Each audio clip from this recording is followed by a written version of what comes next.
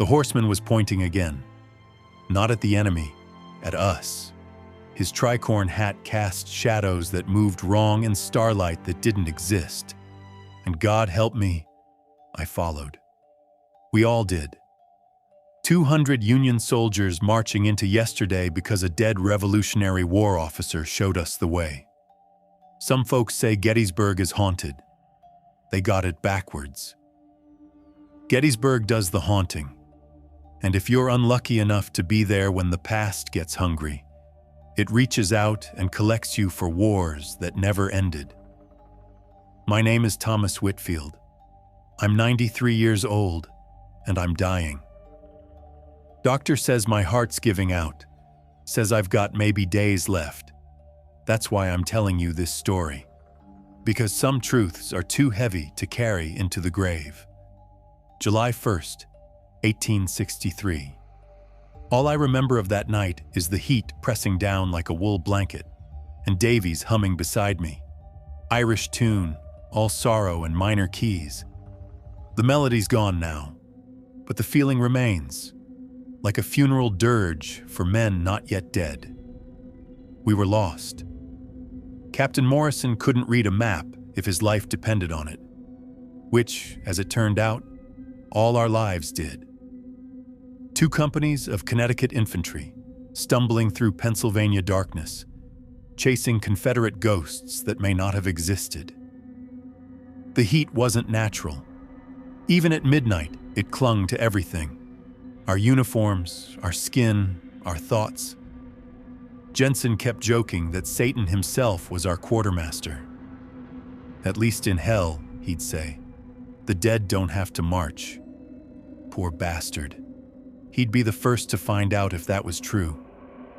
What I remember most isn't the exhaustion or the fear of stumbling into enemy pickets. It's the smell. Iron in the dirt.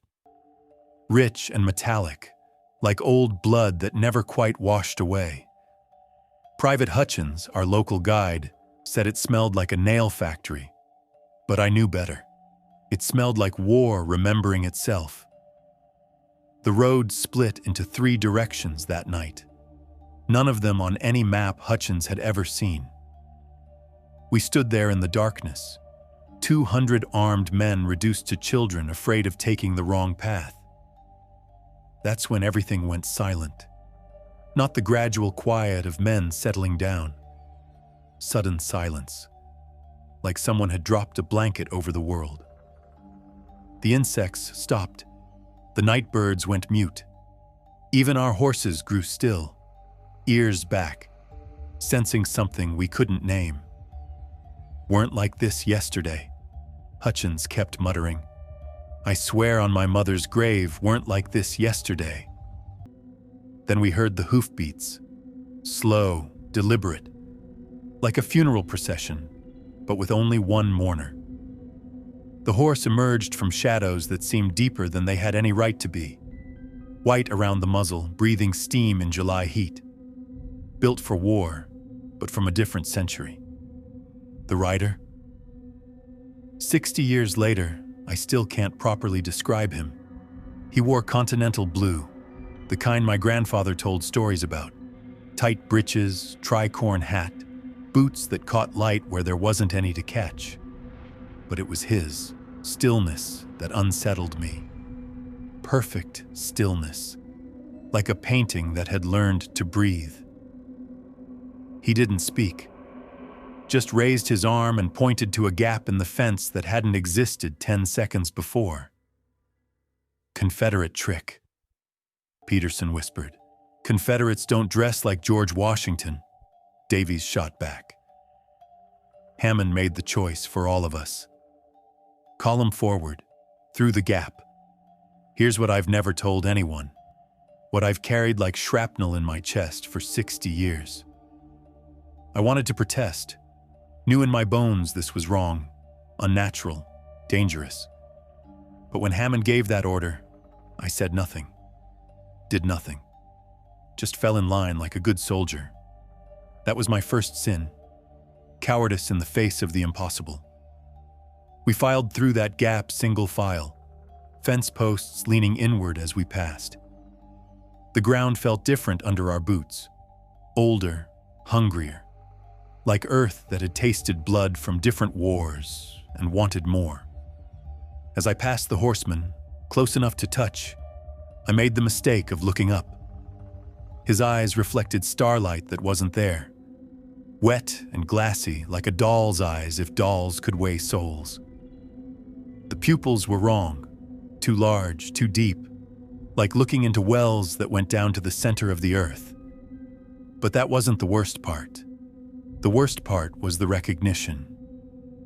He looked at me like he knew me, like he'd been waiting for me specifically. Jensen laughed, actually laughed. At least he knows where he's going. Nobody found that funny. We followed a mist-filled gully up onto Mummersburg Road. Hutchins nearly wept with relief at finding familiar ground. But when we turned to thank our guide, he was gone. Not riding away. Gone. Vanished like morning mist, except for that gap behind us that absolutely had not existed before he pointed at it. Dawn revealed Cemetery Ridge and the faces of our regiment. Seeing them felt like resurrection after a night in purgatory. But something had changed in us. All 32 men who'd followed the horseman through that gap.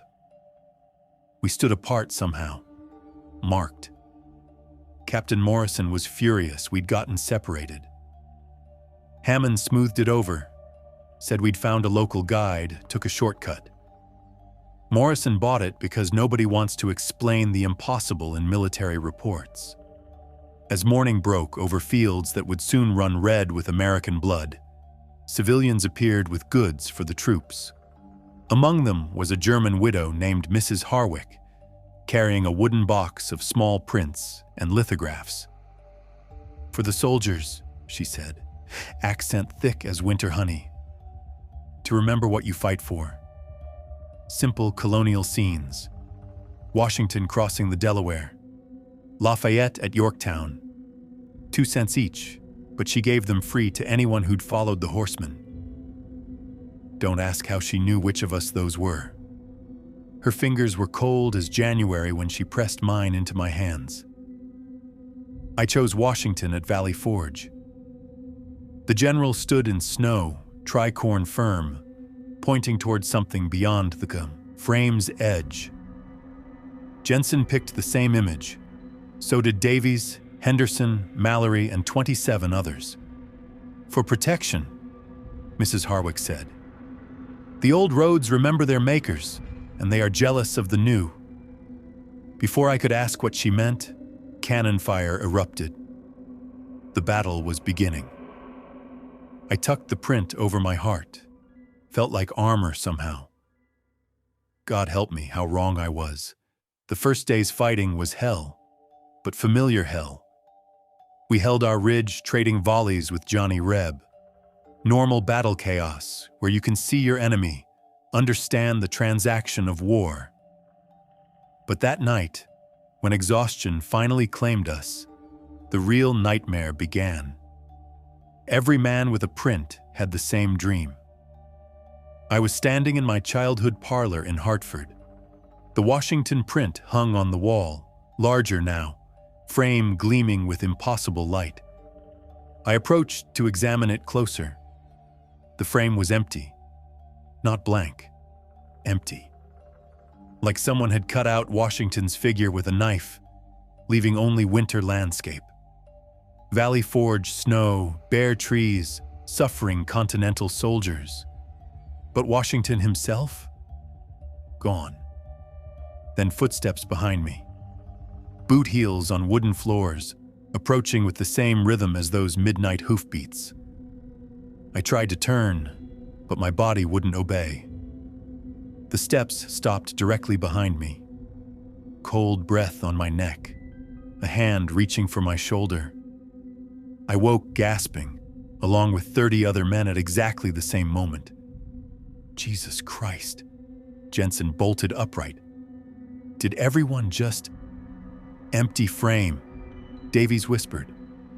Washington was gone, Henderson added. We stared at each other in the darkness. This wasn't coincidence. This wasn't battle fatigue. This was something that had followed us through that gap, something that had marked us as its own. I pulled out my print with shaking hands. Washington was still there, still pointing, but his eyes had shifted. Yesterday he'd looked toward the horizon. Now he stared directly at whoever held the print. At me. "We should burn them," Peterson said. But before anyone could respond, Hammond entered without us hearing him approach. "The prints are being collected," he announced. "Surgeon's orders." Causing psychological distress, "Hand them over." We complied because what choice did we have? But as I placed mine in Hammond's palm, I noticed his breast pocket was flat. Empty. He'd taken a print from Mrs. Harwick. I'd seen him. Where was it now? The second day made the first look like target practice. Confederates came in waves, gray and butternut flooding across open ground. We held Cemetery Ridge by our fingernails, but between volleys, when smoke cleared, I saw things that didn't belong. The Horseman's Gap was visible from our position, except now there were two gaps. Same fence, 50 yards apart, both looking ancient.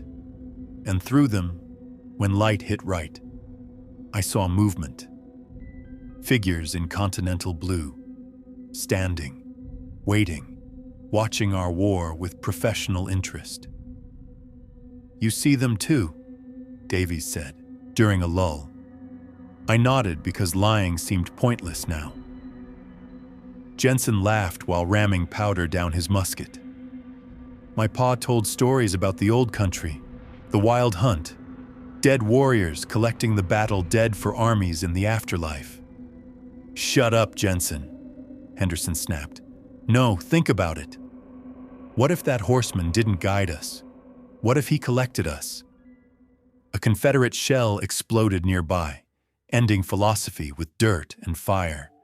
But Jensen's words stuck like splinters. What if we were already dead? That night, despite our prints being confiscated, the dreams came anyway. This time I was in the medical tent, watching Surgeon Campbell work by lamplight. Washington's print was tacked to the tent pole. As I watched, Washington stepped out of the frame. Not metaphorically, literally. One boot, then the other, ducking to clear the frame's edge. He stood in the tent, tricorn casting shadows that moved wrong, examining wounded men with eyes that were dark holes going down forever. He moved from cot to cot, touching foreheads with fingers that left frost. Where he touched, men stopped groaning, stopped breathing, stopped being in ways that went beyond death. When he reached the last soldier, Washington turned to me, pointed, just like the horseman had pointed at the fence, but this time at my chest, where I'd kept the print. I woke to actual ice on my uniform, breath misting in July heat. Around me, 30 men shivered like winter had come early just for us. "We go back," Mallory said suddenly. "To the fence. We close it," but Hammond was already issuing orders. "All of you who went through, we're returning. Here's my second confession, my second sin. When Hammond ordered us back to that fence, I knew it was suicide, knew we were walking into something beyond human understanding, but I said nothing, did nothing, just strapped on my gear and followed orders, because speaking up would have meant admitting I was afraid, and fear, in war, is contagious. We slipped out after midnight, 32 men retracing a path that shouldn't have existed. The sentries didn't challenge us, didn't even seem to see us. The fence was waiting, both gaps open like wounds in reality. Through them, we saw the past. Continental soldiers marching through valley-forged snow, leaving no footprints. British regulars forming ranks for battles fought decades before we were born. Two different yesterdays bleeding into our today. It's coming through, Jensen whispered. Continental soldiers stepped through the left gap. One, then another, then companies. They formed ranks in our world, but their eyes saw distant battlefields. Where their boots touched grass, frost spread in perfect circles. Close them, Hammond ordered. We tried everything. Fence rails, stones, even stretching blankets across the openings. But the Continental soldiers ignored us, just kept marching through, filling the field with America's first war while its second war raged nearby. Then British came through the right gap, red coats in perfect formation, muskets gleaming with deadly purpose. They saw the Continentals saw them. Both armies turned to stare at us living men caught between their wars. Run, Hammond whispered, then shouted, Run! We ran like hell itself was chasing us. Behind us, drums beat rhythms from history books. We made maybe 300 yards before Jensen stopped, not from exhaustion. He just stood straight, eyes wide, seeing something none of us could. I see Washington, he said wonderingly. He's calling me home. Then he walked back toward the fence. This is my third sin, my greatest shame. I could have stopped him, should have tackled him, dragged him back to safety, but I was paralyzed by terror. I watched my friend walk through that gap and vanish, not into the past, but into nothing. I let the past take him because I was too scared to act. We fled back to camp in total disorder. Hammond reported unusual enemy activity, but I saw his hands shaking as he wrote. The dead armies were still coming through. We all felt it. Third day of Gettysburg. Pickett's charge was coming. 15,000 Confederate souls about to walk into hell's mouth. But first, past and present would collide. We held Cemetery Ridge where the assault would hit hardest. Morning was quiet, that terrible stillness before storms. Men wrote final letters, made peace with God. Hammond found me at dawn. The gaps are wider, he said simply. I felt it in my bones. Temperature had dropped 20 degrees near the fence despite blazing July sun. Frost forming on grass that should have been withering. How many came through? Hundreds, maybe thousands. Both armies forming up in the wheat field. To do what? Hammond's eyes were haunted. Fight their war again, here now through us, distant drums. Not from our lines or Confederate positions. From the wheat field, from the gathering of the dead. Confederate artillery opened before Hammond could say more. 150 guns turning morning air to iron and thunder. Through that hellstorm, I heard those other drums getting closer. When Pickett's men began their advance, something else advanced with them. Continental and British soldiers marching in perfect formation, using the charge as cover for their own assault across time. We fired volleys that should have shredded gray ranks, but where bullets hit ghost soldiers, nothing happened. They kept coming. Where they passed, Confederates fell frozen, ice forming on their faces in July heat. Two wars merged into impossible battle. Living Union soldiers firing at living Confederates while dead armies killed both sides with cold that had no business existing. Hammond grabbed my arm. The prints. Campbell kept them. Get them and meet me at the fence. I ran through hell itself. The medical tent was chaos. Wounded from both wars now. Continental soldiers beside Confederates, all dying of impossible cold. Campbell's prints were in his chest, wrapped in oilcloth. All 32, though Jensen's was blank now, white as if never printed. I grabbed them and fought back to the fence. Hammond was walking toward the gaps alone, carrying something I couldn't see. Ghost armies had formed a circle around the fence, Continental and British, facing each other across 80 years. In the center stood that horseman, still pointing, still waiting. Hammond walked straight to him.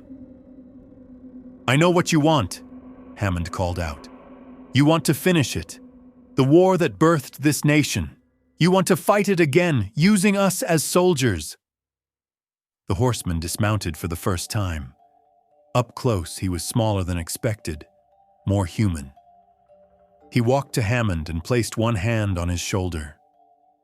Hammond aged 50 years in 5 seconds. Hair went white, skin wrinkling, but he didn't fall. He aged backward through time until he wore Continental blue, until he became part of that older war. "Now!" he shouted with a voice from yesterday. "Burn the prince!" I ran forward. Peterson appeared with fire, Davies with oil. We threw those colonial heroes into both gaps and set them ablaze. The sound wasn't fire crackling, it was screaming. Thousands of voices across decades, furious at being denied their second war. Ghost armies wavered, became transparent, dissolved like smoke. The horseman remounted, Hammond beside him in Continental blue. They looked at me. Hammond tried speaking, but words came in language from the 1770s. Then they rode through the gap together. Both gaps collapsed instantly. Fence rails aged to dust. Posts crumbled. The ground turned black, grass withering in circles that probably never grew green again. Ghost armies vanished. July heat returned. Pickett's charge was failing around us, but Hammond was gone. Completely, as if he'd never existed. Official record says Lieutenant Hammond died heroically during Pickett's charge. There's a headstone with his name in Hartford Cemetery, but I know different. I kept one print, not mine. That burned with the rest. Found it in mud after the battle. Washington still pointing towards something outside the frame. Paper stained with what might be blood, might be something older. 60 years I've carried it. 60 years I've wondered if Hammond found peace, or if he's still marching in that cold blue uniform, in a war that never ended.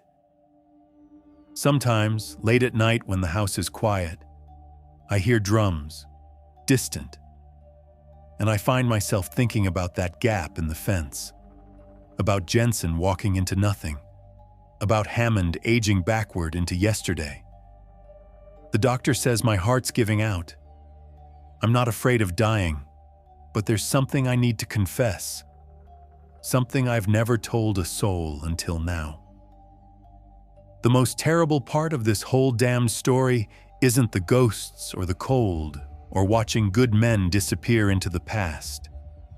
It's that sometimes, in my darkest moments, I wish I had followed them. Because living with the memory of that night for 60 years has been harder than whatever fate awaited through that gap. The weight of survival, of being the one left behind to remember, has been its own kind of death. The fire's dying now. My chest hurts something fierce. Maybe this is it. Maybe I'm finally going to find out if the dead stay dead, or if they keep marching in wars that never end.